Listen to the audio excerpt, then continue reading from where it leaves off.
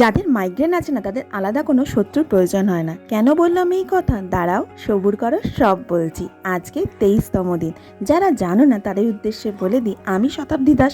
আমি হচ্ছে full time corporate মজদুর আর part time content creator. আমি একটা 30 দিনের চ্যালেঞ্জ নিয়েছিলাম, যার মধ্যে আমি 22টা দিন অলরেডি কভার করে ফেলেছি। আজ হচ্ছে তার 23তম দিন। আজ সকালটাও শুরু হয়েছিল অন্যান্য দিনের মতো, কিন্তু যেহেতু আজকে বৃহস্পতিবার, পুজোতে একটু বেশিই টাইম লাগে, তাই তাড়াহুড়ো করে সব কাজ করেছি। ব্রেকফাস্টও করেছি, লাঞ্চও করেছি, তোমাদের ভিডিও আপলোডও করেছি। কিছু কিছু ক্লিপ নেওয়া হয়নি। তারপর যাই হোক, রেডি হচ্ছি কর্পোরেট মজদুরি করার জন্য।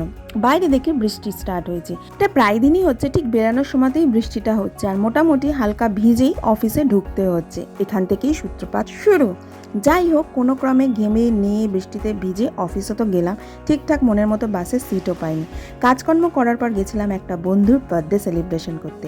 অফিসের মধ্যেই হয়েছিল, তাই সেখানে টুক করে চলে গিয়ে দারুণ এনজয়মেন্ট হলো সবার সাথে।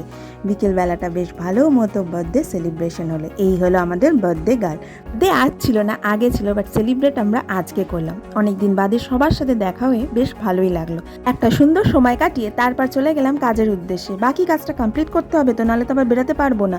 যাই হোক, বাকি কাজ কমপ্লিট হলো, দেন বেরিয়ে পড়লাম বাড়ির উদ্দেশ্যে। বেরোনোর সময়তে হালকা মাথাটা যন্ত্রণা স্টার্ট হলো।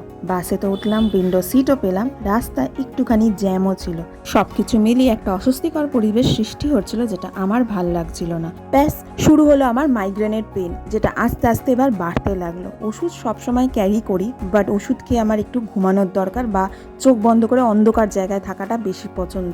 এটার জন্য বাড়ি যাওয়াটা বিশেষ দরকার। যাই হোক, কোনো ক্রমে বাড়ি পৌঁছালাম, ওষুধ খেয়ে ঘুমিয়ে পড়েছি। রাতের ডিনারও আমি সেরকমভাবে করিনি। আজ এত অবধি রাখলাম, কাল দেখা হচ্ছে, টাটা।